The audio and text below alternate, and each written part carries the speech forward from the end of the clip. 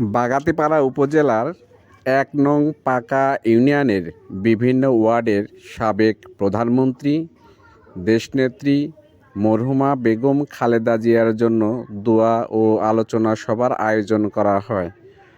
উক্ত দোয়া ও আলোচনা সভায় প্রধান অতিথি হিসাবে উপস্থিত ছিলেন নাটোর ১ লালপুর বাগাতিপাড়া আসনের ধানের শীষের প্রার্থী ব্যারিস্টার ফারজানা শারমিন পুতুল।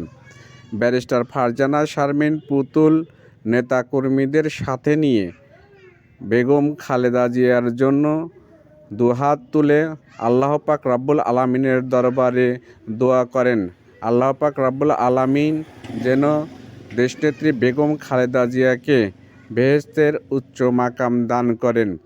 এ সময় উপস্থিত ছিলেন বাগাতিপাড়া উপজেলা বিএনপির সম্মানিত সাবেক আহ্বায়ক জনাব মোশাররফ হোসেন, সদস্য সচিব হাফিজুর রহমান।